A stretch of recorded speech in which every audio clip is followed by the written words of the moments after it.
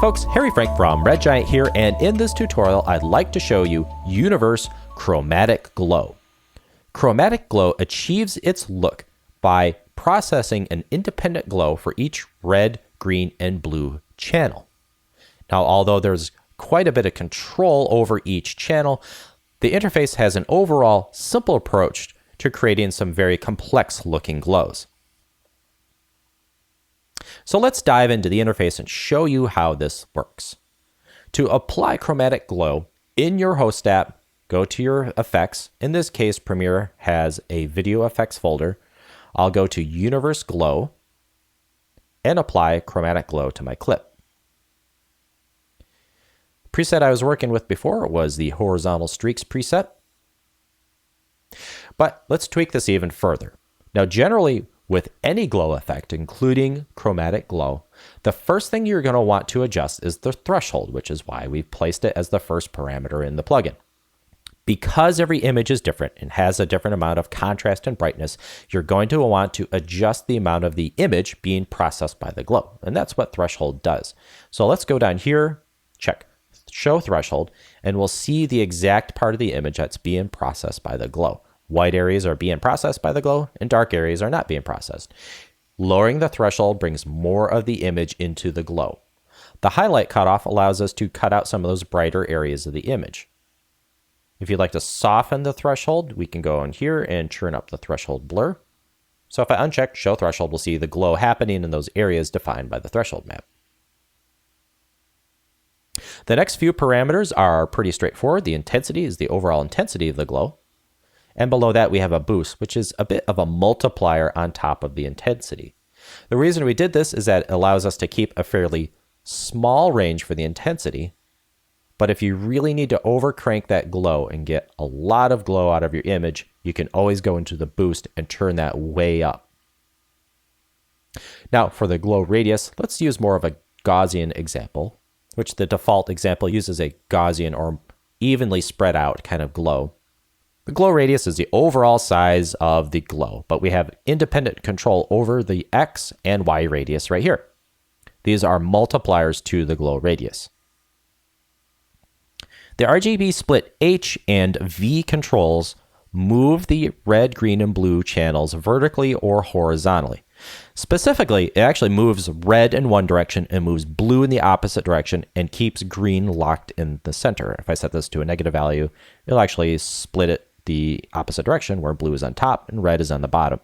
Same goes for the horizontal.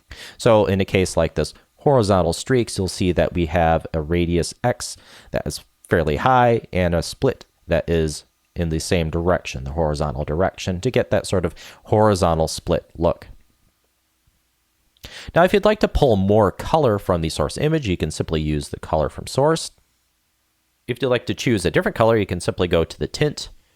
Maybe you want to cool off the glow a little bit by using a blue and bring the tint strength up. Now, if that's not enough control for you, each channel has its own set of controls. Red, green, and blue have this set of controls that allow you to move each channel independently. So I can move the channel horizontally or vertically as I see fit. We also have independent control over its blur and an independent control over its mix in the glow, which I can even overcrank over 100%. This can be useful because, like I said, green is actually locked to the center in your RGB split. But if you'd like to move it around a little bit, you've got the control to do that.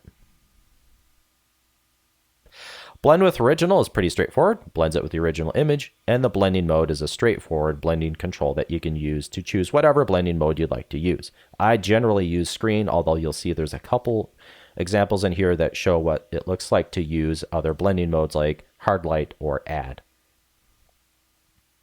Lastly, we have this mask function in our Chromatic Glow. Let me reset this to its default setting here. Sometimes with brighter images, you want to exclude a bright area of the glow, and that's actually why this highlight cutoff was included in the plugin. But sometimes that just isn't enough. So let's say I want to bring this threshold down and maybe even pull some of the color of the leaves in by pulling the color from source. But I think it's just getting a little too hot over in this bright area here. So I'll use the mask, which is the same power mask you've seen in other plugins from Red Giant, like Colorista 2. In Premiere, if I click on the name of the plugin, we'll actually see the start and stop points of this mask. So I can check Use Mask, and that will limit the glow to the area inside the power mask, or I can invert it to use the area outside of the mask. To see the area of the mask, I can simply click Show Masked Area. So in this case, I might want to select this area down here to be excluded from the glow. So I'll select that area and uncheck Show Masked Area. So now the power mask represents the area not being processed by the glow. We can control the radius or the size of it, the feathering of it, as well as the feathering direction right here. So that is Universe Chromatic Glow. My name is Harry Frank for Red Giant. Thank you so much for watching.